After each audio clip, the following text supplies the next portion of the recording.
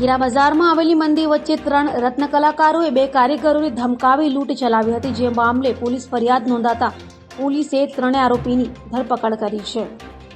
સુરતમાં ગુનાખોરીનો ગ્રાફ વધી રહ્યો છે, ત્યારે હીરા બજારમાં આવેલી મંદિરને લઈ રત્ન કલાકારો લૂંટ કરવા નીકળી પડ્યા હતા। વરાછા મિની હીરા બજાર ખાતે મળસ્કે ચપ્પુની અણીએ 2 કારીગરોને ધમકાવી 3 રત્ન કલાકારોએ ચપ્પુની અણીએ લૂંટ ચલાવી હતી, જે સમગ્ર ઘટના સીસીટીવીમાં કેદ થઈ હતી, જેના આધારે પોલીસે તપાસ હાથ ધરી લૂંટ કરનાર આરોપીઓને ઝડપી પડ્યા હતા।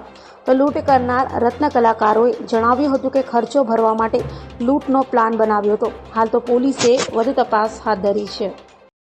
સુરત શહેરના વરાછા પોલીસ સ્ટેશનમાં આવેલ વરાછા મિની બજાર ઠાકોરદ્વાર સોસાયટીમાં શ્રી હરિ બિલ્ડિંગમાં ચોથા માળે આ કામના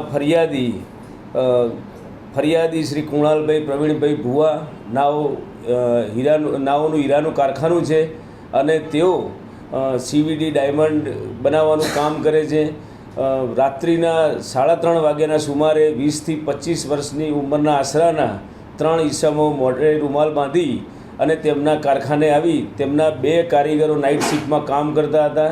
તે પૈકી એક કારીગરના છરી બતાવી અને 120 કેરેટ એટલે કે 80,000 રૂપિયાના હીરાની તેમજ 2 કારીગરોના બંને વિવો મોબાઈલની લૂંટ કરી અને ભાગી જવા અંગેની ફરિયાદ વરાછા પોલીસ સ્ટેશનમાં નોંધાયેલ હતી। આ બાબતે માનનીય પોલીસ કમિશનર શ્રી અનુપમસિંહ ગેહલોત સરના માર્ગદર્શન હેઠળ અને સૂચના મુજબ સ્પેશિયલ CP સેક્ટર 1 સરના માર્ગદર્શન હેઠળ અને DCP ઝોન 1 સરની ગાઈડન્સ હેઠળ વરાછા પોલીસ સ્ટેશનના PI તથા તેમની સર્વેલન્સની ટીમે તાત્કાલિક આ બાબતે તપાસ હાથ ધરી અને આ કામે કુલ 3 આરોપીઓ તથા 1 જુવેનાઇલની ધરપકડ કરેલ છે।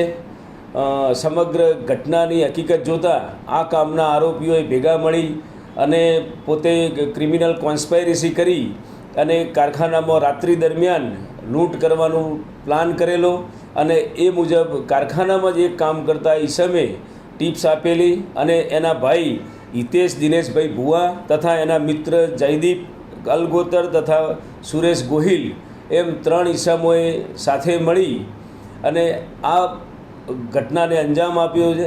વરાછા પોલીસે તમામ આરોપીઓની ધરપકડ કરેલ છે। 80,000ના 120 કેરેટ વજનના હીરા તેમજ બંને મોબાઈલ મળી કુલ 90,000ની મત્તાનો મુદ્દામાલ હસ્તગત કરેલ છે। બંને 3 આરોપીઓની ઊંડાણપૂર્વક તપાસ ચાલુ છે।